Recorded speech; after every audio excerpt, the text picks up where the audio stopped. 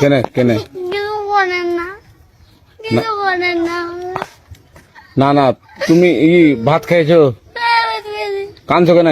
তোমাকে কিছু করছি? কিছু করে না, বাড়ি আমার কাম ছিঁড়ে দিছে।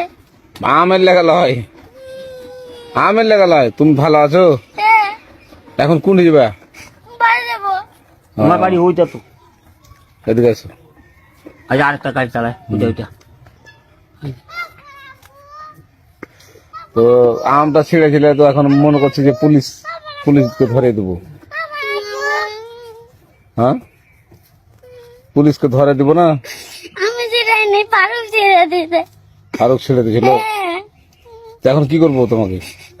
আমাকে ছেড়ে দাও। না ছাড়বো না তোমাকে আমি।